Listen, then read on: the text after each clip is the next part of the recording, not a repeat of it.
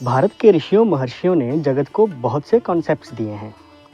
उनमें से एक है सप्ताह के दिनों का ऑर्डर, यानी रविवार के बाद सोमवार, सोमवार के बाद मंगल, फिर बुध, फिर गुरु, फिर शुक्र और फिर शनिवार। कोई कह सकता है कि आकाश में देखने पर सबसे पहले हमें सबसे चमकीला पिंड सूर्य दिखाई देता है, इसलिए रविवार को पहला दिन मान लिया गया। फिर दूसरा सबसे अधिक चमकने वाला पिंड चंद्रमा, इसलिए सोमवार सप्ताह का दूसरा दिन बन गया। ठीक है, उनकी बात भी जायज़ है, लेकिन बाकी सबका क्या? इस हिसाब से तो फिर तीसरे सबसे ज़्यादा चमकने वाले पिंड यानी शुक्र को तीसरा दिन मिलना चाहिए था, जबकि ऐसा नहीं है। आइए इस रहस्य से पर्दा उठाते हैं। हम सब जानते हैं कि सोलर सिस्टम का केंद्र सूर्य है, किंतु यहाँ पर हम पृथ्वी को केंद्र में मानकर चलते हैं। पृथ्वी केंद्र में क्यों? क्योंकि हम पृथ्वी पर हैं, हमारा ऑब्जर्वेशन पॉइंट पृथ्वी ही है, इसलिए।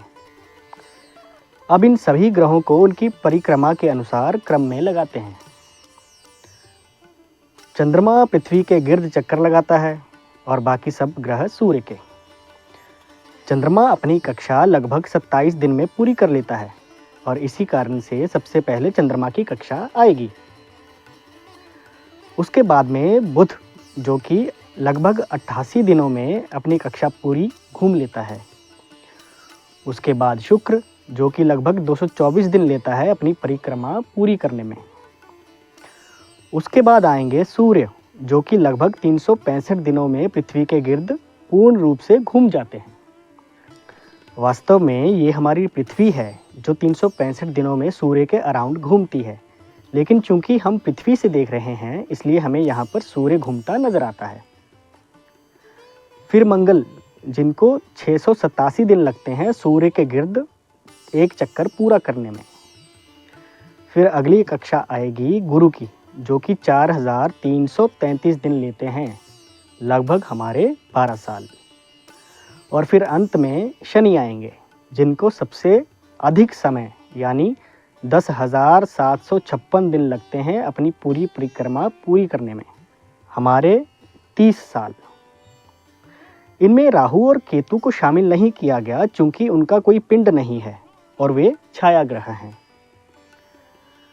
अब हमने ये ऑर्डर समझ लिया। ये है इस विषय का प्रथम पाठ। अब दूसरे हिस्से में प्रवेश करते हैं, जो कि है होरा। होरा क्या है? आसान भाषा में कहें तो ये 1 घंटे का समय है। अंग्रेजी का आवर शब्द भी इसी होरा से बना है। 24 घंटे में 24 होरा होते हैं। अब प्रत्येक ग्रह को एक होरा असाइन है। ऑर्डर हमने पहले पार्ट में समझ लिया था, यानी सबसे पहली होरा होगी चंद्रमा की, फिर दूसरी शनि की, फिर गुरु की, फिर मंगल की, फिर सूर्य की, फिर शुक्र की और फिर बुध की। ऐसे ही 8वां होरा या आवर फिर से चंद्रमा का हो जाएगा और ये इसी प्रकार से आगे चलता रहेगा। 7 तिया 21 मतलब 21वें घंटे तक ये क्रम 3 बार घट चुका होगा। इसके बाद आएगा 22वां घंटा, जो कि फिर से चंद्रमा का होगा। 23वां घंटा जो होगा शनि का, 24वां घंटा जो होगा गुरु का और 25वां घंटा यानी अगले दिन का पहला घंटा या होरा मंगल को मिलेगा। इसलिए चंद्रवार के बाद या सोमवार के बाद अगला दिन आएगा मंगलवार। किसी भी दिन का पहला घंटा जिस भी ग्रह को मिलता है उसी के नाम से उस दिन का नाम रखा जाता है।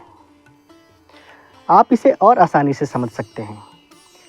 एक ग्रह से चौथा ग्रह अगले दिन का स्वामी होगा, यानी चंद्र से चौथा मंगल, मंगल से चौथा बुध, बुध से चौथा गुरु, गुरु से चौथा शुक्र और शुक्र से चौथा शनि।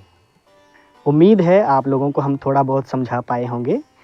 आगे और ही ऐसे ज्ञान के लिए इस वीडियो को लाइक करें और हमारे चैनल को सब्सक्राइब करें।